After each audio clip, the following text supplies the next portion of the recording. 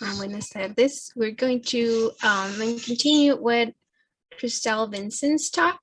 Christelle is going to talk about computing hyperelliptic modular invariants from period matrices.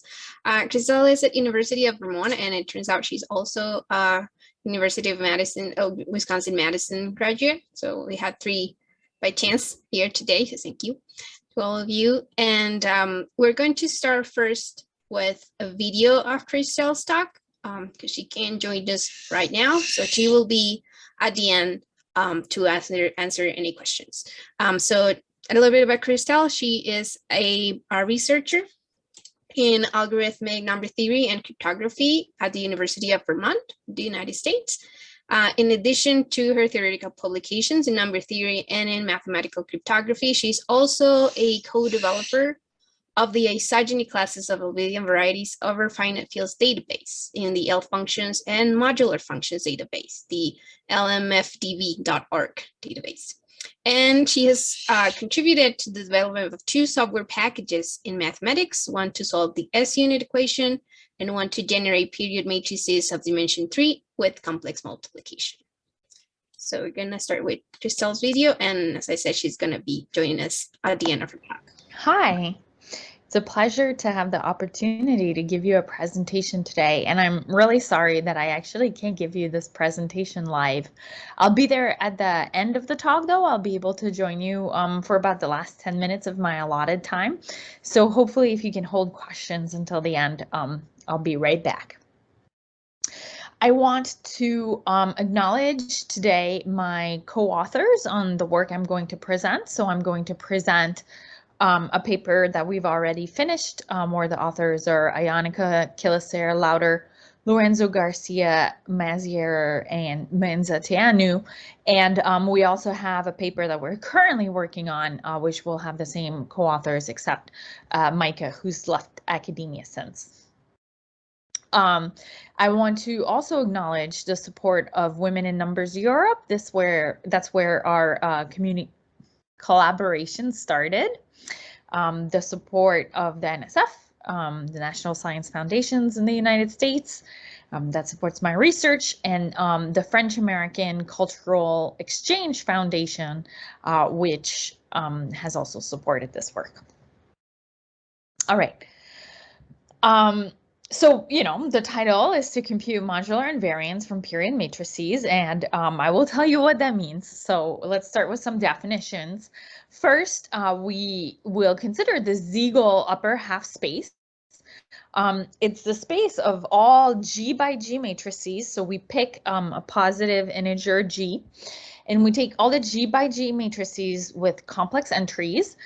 These matrices have to be symmetric, so Z is equal to its transpose, and the imaginary part is positive, by which I mean if you take the imaginary part of each entry in the matrix and compute the determinant of that, that should be a positive number. Okay, so you take all the matrices of that kind, okay, that are symmetric and have positive imaginary part, and you call the set of these the Siegel upper half space. We'll see that why is it called that, right? It's kind of weird, upper half space, oddly specific. When G is equal to 1, right, then you have a 1 by 1 matrix, which is just a complex number. It's automatically symmetric, and then with positive imaginary part. So that's exactly the upper half of the complex plane. So this is a generalization of that. The elements of the upper half space are the period matrices. So the matrices that contain periods. Sometimes these are called small period matrices, and some people will reserve period matrix for G by 2G matrices, but here we're not going to deal with that. And why do I care about these matrices, as fun as they look, is because each of these matrices can be associated to a principally polarized abelian variety. And the goal here, right, is starting with one of these period matrices, which will have an approximation of, right? So a complex number, you know, maybe think of pi 3.14, 159, so when you deal with a real number, most of the time you actually deal with an approximation of the real number, because real numbers are long and require kind of infinite information to really be known, right? So what we want to start with is an approximation of such a matrix. So a matrix with, approximate entries, like, the first digits of some complex numbers.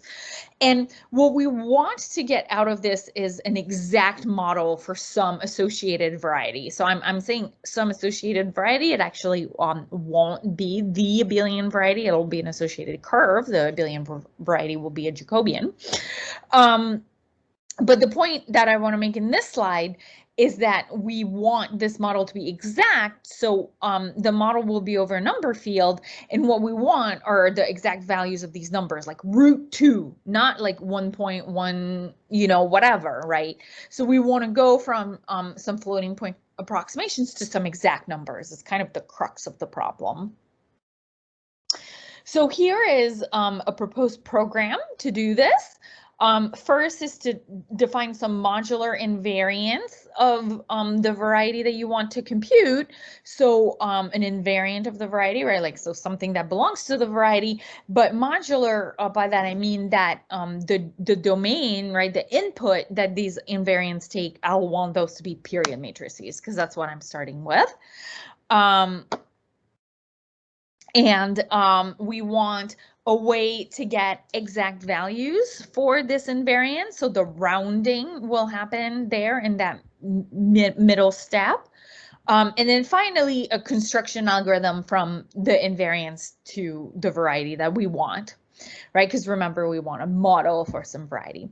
So this is at once oddly specific and vague. So let me give you an example so that I can be very precise about what I have in mind. So let's get back to the G is equal to 1 case, the dimension 1 case. So like I talked about in that case, right, the Siegel upper half space is just the complex upper half plane. And so the, goal you might have in mind in this setting, right? The story in this setting would be starting with some number in the upper half space that corresponds, corresponds to a CM elliptic curve. Okay, we have the CM theory allows us to do that, to just start with a number in the upper half space that we know will correspond to a CM elliptic curve. And from that, right, get a model for the elliptic curve, like some value for A and B, such that this is an equation for the elliptic curve. And here we'll want A and B to be exact, right? So if this elliptic curve is over the rationals, then I would want to know, like, this is 1/3, not 0.33333, okay? Or if this is over, if this is over some number field, then you would want like exact values for the coefficients. So how could you do that, right? Well, the step one, finding your modular invariants for elliptic curves, kind of the invariant is the J invariant. And thinking of it as a modular invariant, right, which would be, don't plug like A and B, right, the coefficients of the elliptic curve to get the J invariant, but instead start with the period matrix. So like the tau in the upper half space.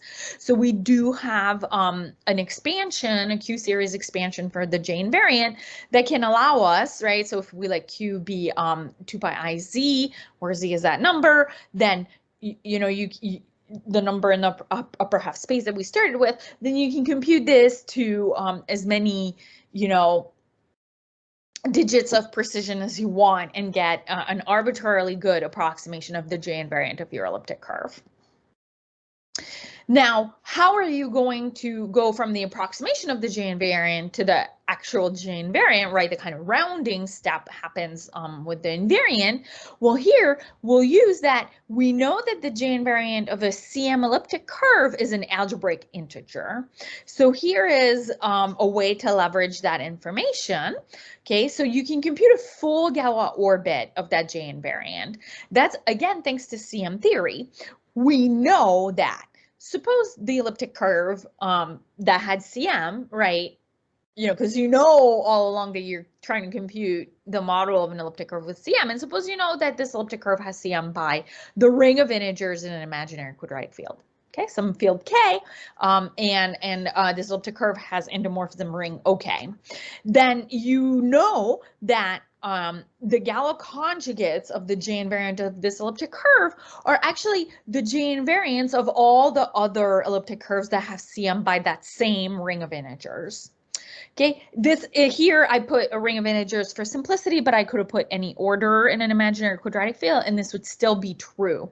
We know the connection between the Galois orbit of the J invariant and you know, the elliptic curves whose J invariant those are. They all have the same endomorphism ring.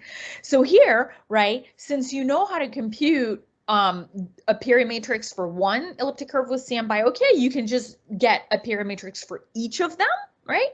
And then compute the J invariant for each of them to as much precision as you want. And then form this polynomial, right? X minus the first J value, X minus the second one, multiply them all together, and you'll get some polynomial which you know has integer coefficients. Okay, because these J invariants are algebraic integers, their minimal polynomial is the monic minimal polynomial has integer coefficients. So if you've computed all these J invariants to enough precision, when you multiply or add and add all the things, right? You can rig it in advance so that you know that the answer you'll get is within 0.5 of the correct answer, right? You can compute how your error propagates in the computation. And then if you know that you're within 0.5 of the correct answer, and you know the correct answer is an integer, then when you see the number, 10.612, you know that that's actually 11, because you know you're rounding to an integer. Okay, so that's why we kind of go through this, like computing an invariant and then rounding and then getting a model, is because a lot of the time with the invariants we have these kinds of results. So here, using that it's an algebraic integer. So then once you have an exact minimal polynomial, the J invariants are roots of this minimal polynomial, and from the J invariant you can reconstruct the elliptic curve that you need. So that's to give you an idea of what I have in mind here. Now, this is about CM elliptic curves, so you might wonder how to generalize this. One direction of generalization is to generalize to CM abelian varieties. The purpose of this project, the reason why we were interested in this is for cryptography. And in that case, abelian varieties are a little bit too complicated still to serve in computations. So we'll want not only a CM abelian variety, but a CM Jacobian. Okay, and then we'll want to compute the associated curve. Why is that? Because to compute on the Jacobian, I don't actually need an equation for the Jacobian. If I have an equation for the curve, I can do all of my Jacobian arithmetic with the points of the curve, and the curve has a much simpler equation. So in higher dimension, instead of dealing with an elliptic curve as the Jacobian and then the same elliptic curve as the curve, in higher dimension we have a Jacobian and a curve, and they're different. And though the Jacobian has good reduction everywhere, the curve doesn't, right? So in dimension 1, when they're the same thing, the CM of the abelian variety gives the curve good reduction everywhere, which ensures that the J invariant is integral, right? Is an algebraic integer. In our case, when we go to higher dimensions and we're computing invariants of curves, then those invariants can have denominators, right? They won't necessarily be algebraic integers, even though the CM theory still applies and tells me that the Jacobian has good reduction everywhere. So when we compute invariants of the curve, the class polynomial that we'll get, right, this analog of doing like x minus the invariant and multiplying them over some Galois orbit, this class polynomial will have denominators in there. And because the rational numbers are dense in R, the rounding trick that we use for the integers won't work. So that's our problem. Okay, so just to be more precise, in this talk, I'll be focusing on the G is equal to 3 case, which means that my CM field will be a CX CM field, so twice the dimension of the variety. So fix K, a sextic CM field, and J some modular invariants, right? So some zygomodular form that I can evaluate on some period matrix that belongs to an abelian variety. Then once again, by CM theory, if I loop over all the abelian varieties that have CM by the same, in this case, I once again chose the ring of integers in K, then I will get a polynomial with coefficients in Q, but I can't ensure that they're in Z because these denominators might not be these invariants might not be algebraic integers. So what I want, right, is some small, so in this case, the smallest positive integer such that when I multiply the whole polynomial, this is the same polynomial, but now multiplied by some integer g to clear all the denominators, right? I'm going to call this integer the denominator of the polynomial. And what I'm looking for is this denominator or a small multiple of it. Then this will allow me to apply my dimension 1 technique, exactly, right? Because if I know this number d in advance and I multiply through, then I'll be able to round the numbers because they'll be integers. So note here, right, that I can't compute this polynomial and then look at the denominators. What I need to know is the denominators in advance, like this d in advance, so that I can clear and then round to see the integers that would have been the numerators, right? So we need a technique to know a priori what denominators can appear in this polynomial. So going back to my situation, right, like I talked about, what I will want is a Jacobian of a curve of genus 3, which is an abelian variety of dimension 3. Why a Jacobian of a curve? For computations on the curve, right? So that I can do my arithmetic on my abelian variety easily. Why simple? That's a computational artifact. So the way that I have to generate period matrices is to start with a CM field like K, right? The sextic CM field, or actually like the order in that sextic field, and then create period matrices of varieties that have CM by that order. And if that abelian variety is simple, right, and that's something that I can control, CM theory gives me control over that, then I know that it's a Jacobian, right? So I don't start out knowing it's a Jacobian, but I have a simple principally polarizable abelian variety, which I know is a Jacobian. So that's kind of part of, earlier work, except this for now. I have a curve of genus 3. It has a simple Jacobian. I know that. And I know that the order, some order in a sextic field embeds in the endomorphism ring of Jacobian. So it's a CM Jacobian. And throughout, I'm going to define some number field M. So I forgot to write that, right? But not just any field in C, but one of finite degree over Q, such that the Jacobian is defined over M and has good reduction everywhere, and C has a stable model. So that's another thing that's guaranteed to me from CM theory, that I can get that. Okay, that's just to ensure everything works. So our first result in earlier work that's now published is that if C, right, your genus 3 curve happens to be hyperelliptic, then under some really mild conditions, if you have a modular invariant of the curve and an odd prime such that P divides the denominator of that invariant, then C has bad reduction at that prime. And I'll tie this into the problem later when I have more support, okay? But for this slide, let me just give as a comment, right, the mild conditions are just, well, you don't want to pick a modular invariant that's like already has a denominator. Like the J invariant that I presented before for elliptic curves, right, is integral, is an algebraic integer for CM curves.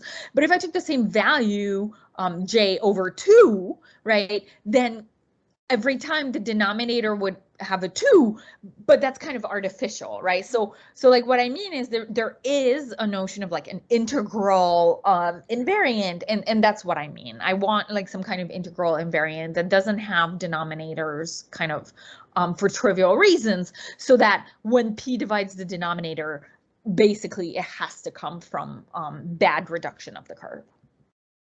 Okay, and so in that case, that implies that the prime below this P and M divides the denominator of the class polynomial.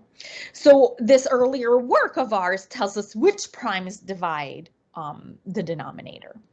So now the next question, right, is what's the power of the prime that divides the denominator?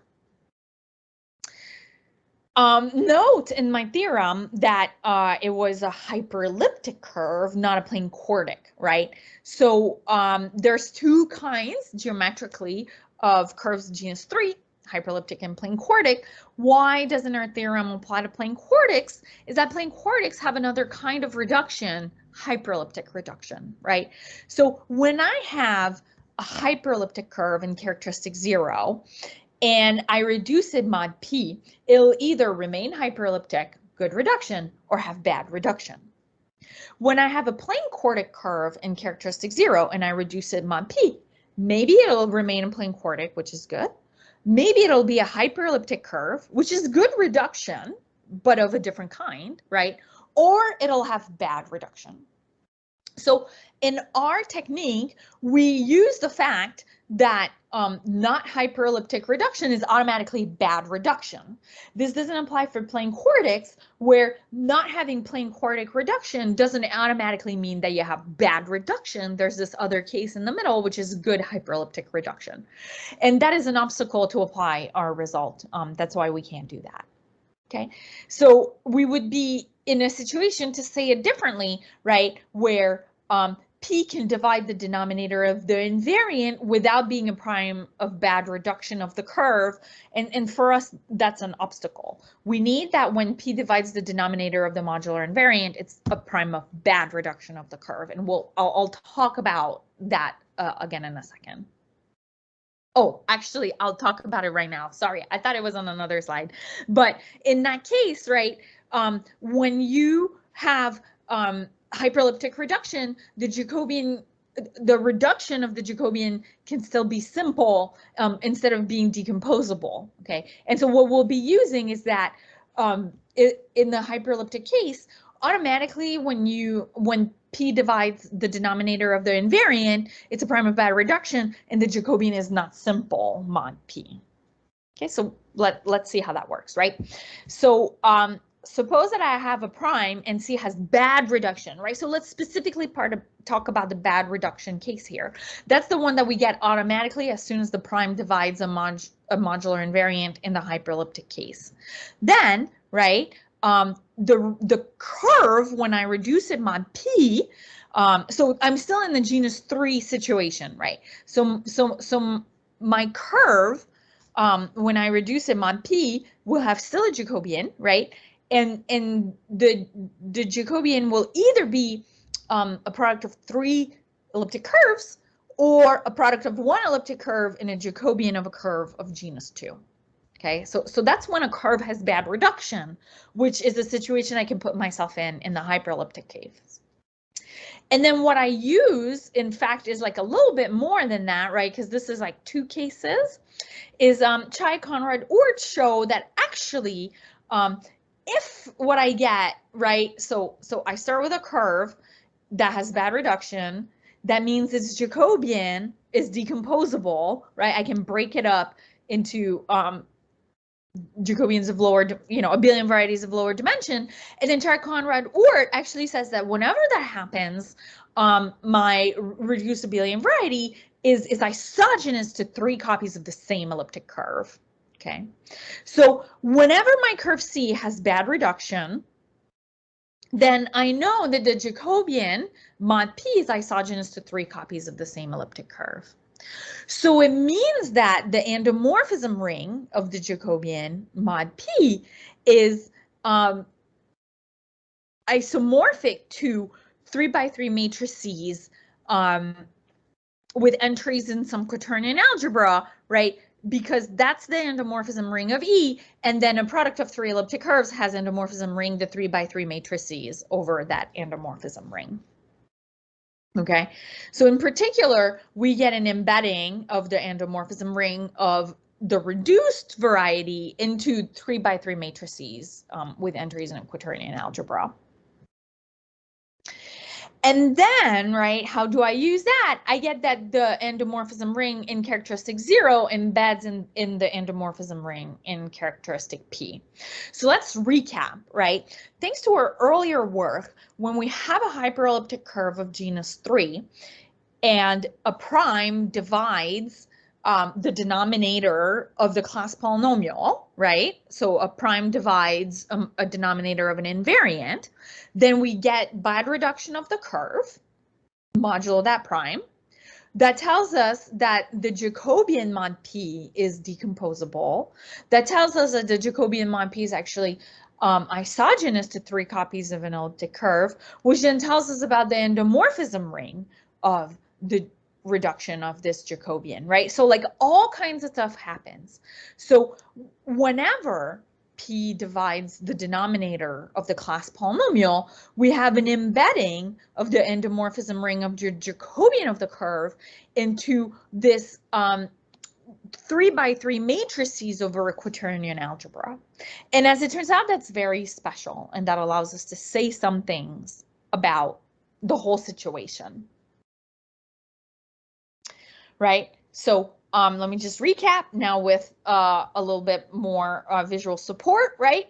So whenever an odd prime P divides the denominator of an invariant, through that chain of event, you know, like looking at the Jacobian, the reduction, blah, blah, blah, we get some embedding of the ring of endomorphisms of the Jacobian in characteristic 0 into some matrix algebra.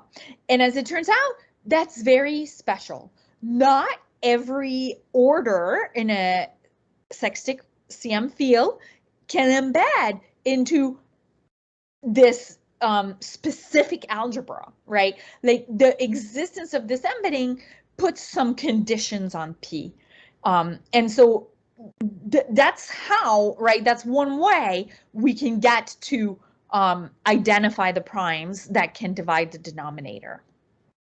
Now, from previous work on this in dimension 2, we have reason to believe that actually the exponent to which P divides the denominator of the polynomial, right? So I talked about how the primes of bad reduction give us like what primes divide that denominator that we're trying to compute, but we don't need like just the primes, we need also, you know, the exponents. So we have actually guided from earlier work of Gorin-Lauter and Lauter-Varai that the number of embeddings, right, the number of ways in which we can put this order into this matrix algebra should give us some information about the degree of the prime. Because roughly speaking, each different embedding should come from a different curve, right, that has bad reduction, right? So it should come from a different curve that has P dividing the denominator of its invariant, and so that should tell us like how many times essentially P divides the denominator of the invariant. Okay, so our new work is to try to tease out this connection a little better, our forthcoming work. And why, you know, do I have this like weird symbol, right? Why is it not just equal? Well, it's clear that it's less than or equal to. Okay, so like each embedding could correspond to a different curve with, you know, bad reduction at P. So you know, but the thing is that there might be too many embeddings, right? So the thing is that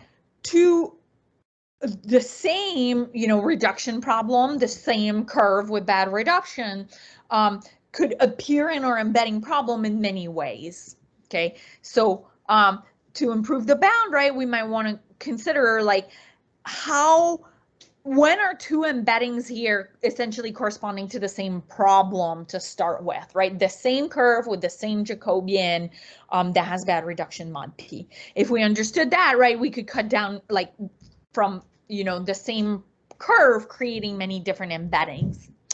And then another issue that happens in dimension 3, right, is that actually some of these embeddings are going to come from non-simple Jacobians in characteristic 0, which we don't want to count. Okay, so we started at the beginning at some point, I said, okay, let's see be a curve of genus 3 with simple Jacobian in characteristic 0. So we want to be able to ignore the Jacobians in characteristic 0 that are already decomposable, because then their reduction will certainly be decomposable, and so they'll create more embeddings there, but that don't correspond to our starting problem that we're trying to solve. So those two issues. So we do say some about the isomorphisms in our forthcoming paper.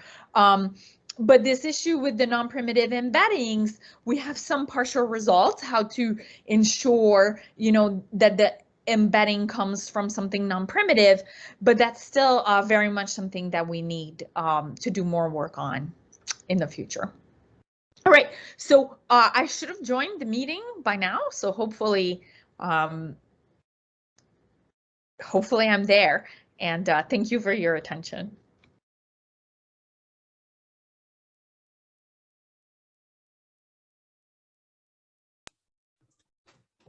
Hi, thank you, Christelle. And yes, you are here, right? Oh, yes, I'm here. Okay. Yeah, I apologize about that. I don't want to go into too much detail, but time zones. Yeah, so the proposition BCLLGMNO does not have 8 authors, it has 7. LG in the middle is Lorenzo Garcia, is one person, but otherwise every other letter is a different person. So definitely like one of the L is louder, Lorenzo Garcia. Manus, O is Osman. Yeah, it's too many of them. Hopefully, I mean, I could find them. There's not that many papers. I think Michelle Manus and Lorenzo Garcia only have one paper together. Yeah, there we go. Bao Cooley. Okay, Bao Cooley, louder, Lorenzo Garcia, Manus, Newton, and Osman. Well, thank you, Christelle, for your talk. I don't know if you have any other questions. I do have a question, Catalina. Christelle, so I was looking at a paper I found online. I don't know if this is your paper, but you have there's like a table with these denominators and their factorizations of some primes. Some of them seem, I don't know if I should qualify them, but they seem big, kind of big, right? Like 240 for an exponent and so on. Do you have like a computational, like I don't know, have you compared like the actual values with, I don't know if this can be computed, like the number of embeddings from O to these set of matrices M3 that you were showing in the video? Like, yeah. So so like our forthcoming paper, and like the pandemic has been really tough on it, like has that where we do actually come up with a way to enumerate, like make sure that we get all the embeddings and count them, and we do bound them and we do connect them, and in the end, if I recall correctly, and like I have a 3-year-old, so I haven't worked on this paper in like a year. So if I recall correctly, the exponent depends on if when you reduce mod P, you get E cross something of dimension 2, and then it's isogenous to 3 copies of an elliptic curve, or if it's actually isomorphic to 3 copies of or 3 different elliptic curves. And then I think that in one case, the exponent is always a multiple of 24, and in the other case, it's always a multiple of 12. So I mean, like 240 is big, but it's only 10 times 24. Thank you.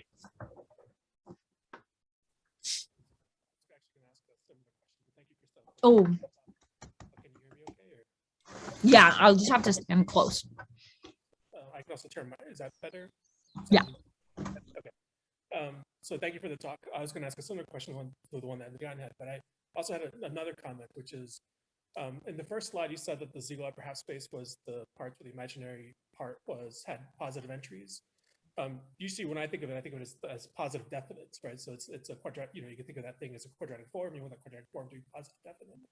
Is there, I might be misunderstanding, but is there, if you plug in Z's that are positive definite versus Z's that are just positive entries, do you get different kinds of things, or does it all somehow reduce to the same thing? Maybe my question's not clear, but.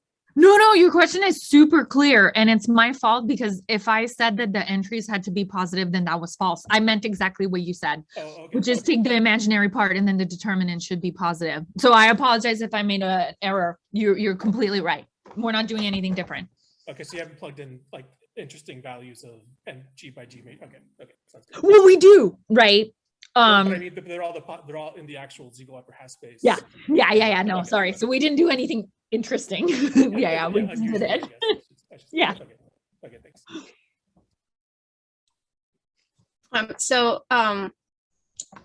A question.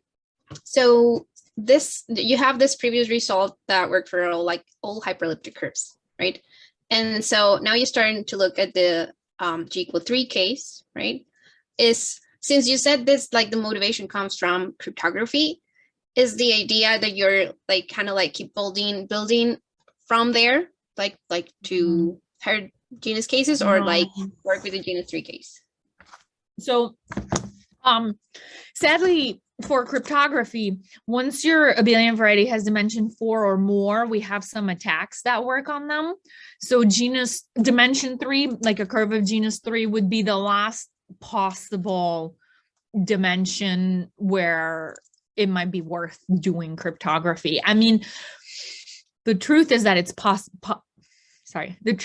probably not worth it, because you do gain, working in 3 dimensions, you get higher security, with a smaller prime, but also your computations are much more expensive.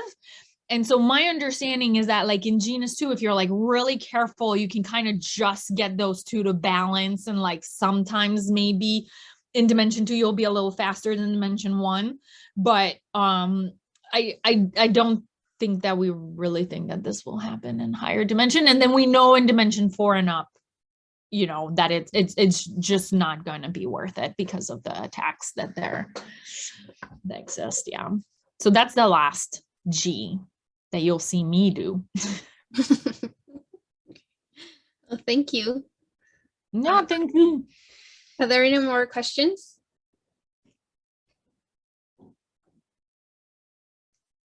Okay. Well, if we have any questions, I think we can take our break now. We have a break until 4, so about 20 minutes. I guess 22 minutes. And then we have one last talk, which is by Adechar Serrano Lopez, and she's going to join us at 4. Awesome. I'm glad you made it back. I know. I mean, I was just in the next building over, but I'm glad it worked out.